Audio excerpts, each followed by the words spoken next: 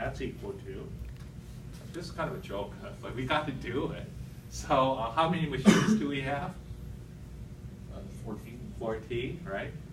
So that would be B16. Now, if I'm going to copy that across, I might as well fix it. So I'll press F4 times whatever the capacity is. So the capacity is 900, right? So that would be B5. And again, I got to press F4. Okay? So, yeah, thank you. We do have to do that because it's going to come in when we do the constraint. So, so that's our B16 times B5. We made them all absolute so that we know what the total capacity is. B16 times B5. 12,600? That's right. We tried multiply 14 times 900. So 12,600 if you decided to buy 14 machines. Now just drag that across. Since that's all we got, it's always going to be the same capacity. Okay, now we're ready. That's why I said let's take a look, and I was going to go and do it, and thank God somebody actually took a look. Okay, so now a lot of times too, you would count all the different constraints that we're going to put in here. We also notice again, so we got it all. We shaded gray. That one we know we're going to maximize. We have all the pink areas, right? That's all going to be the decisions, how much of each produced. So this is pretty damn complex because it's aggregate. Now you know why it's called aggregating. Because we're aggregating over time how much we're manufacturing, how much we're firing in order to produce and stuff so that we can do this. So it's over time. So now we've got to figure out all the constraints that we're going to have. We have one constraint that the number of machines is an integer. That's one.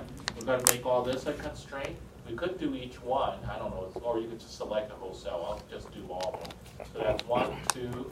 We have this constraint has the, how much you're going to produce has to meet the capacity via people and also via the machine.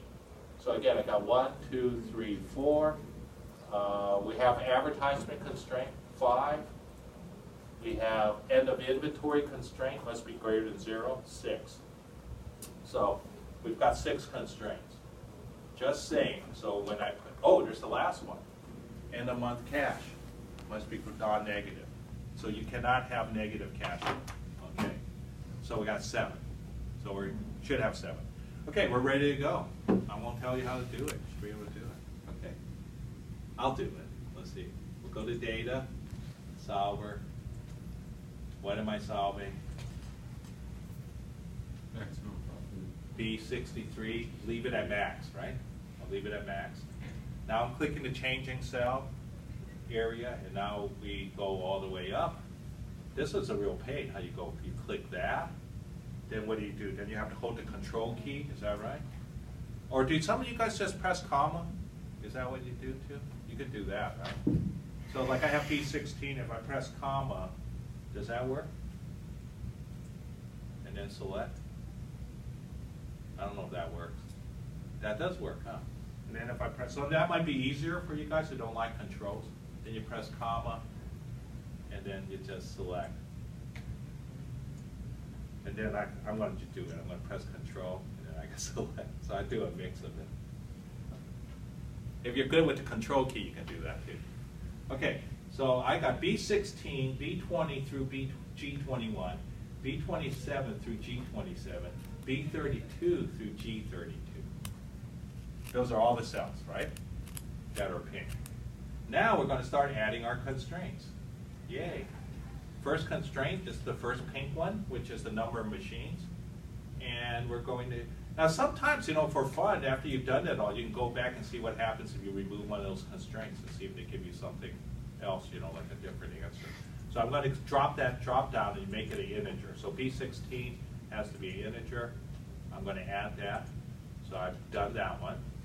Next one is all of that, B20 through G21. Also going to make that what? Integers. Okay. And then the next one is the number produced, B27 through G27. I'm going to make that what? It has to be less than or equal to the worker capacity, which is B25 through G25. All right? So basically, I've selected the pink area here, and on the left side, I made it less than or equal to how much the capacity of the people we have.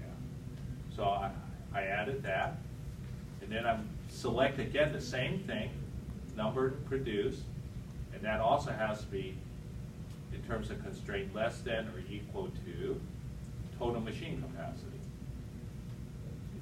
So I got B27 through G27 again, has to be less than B29 through G29. All right.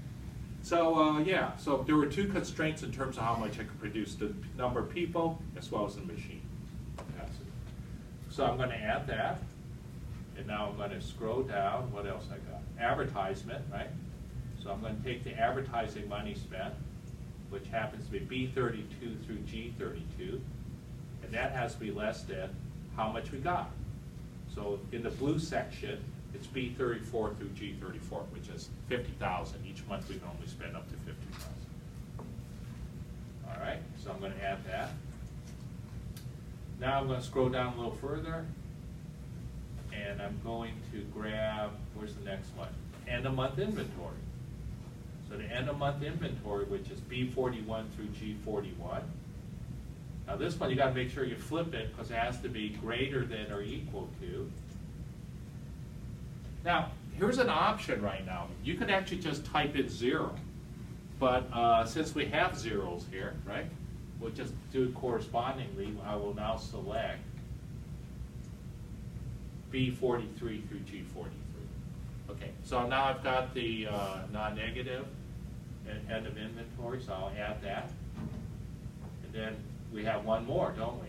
The end of month cash, which is B59 through G59, has to be, and I got to get select the drop down to greater than or equal to, and now I'm going to select the zeros, which is B61 through G61.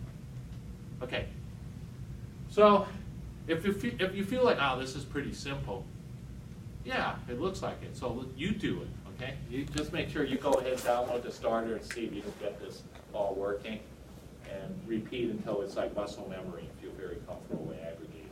Okay, so did I add that one? I'm not sure. Can I click add? So now if I say okay, ooh, okay, cancel. Okay, so I'm going to count 1, 2, 3, 4, 5, 6, 7. I said there was 7 earlier. Hopefully I got it all. Okay. So anybody guess? Do you think we would actually, some of you already ran it. Do you think we're going to actually hire and fire anybody at all? And how many machines do you think we're going to buy? Will we buy more than 14? Right? It's like, this is hard. Well, I don't know. Let's see what happens. I'm going to say, okay, let's solve it. Okay. All right. Got a solution? Oh, it says it's within tolerance. What tolerance are we talking about?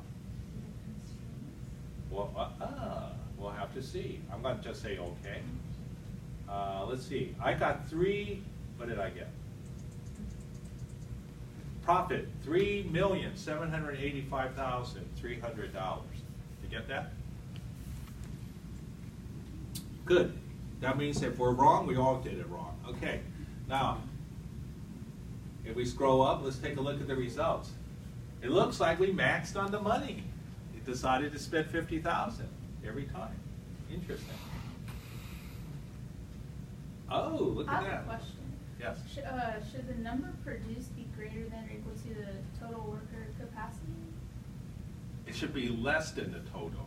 Because what we're thinking is the total worker capacity is how many can all your workforce produce. So the amount you can produce must be less than what they can produce for you. In other words, this is a decision of how much to produce.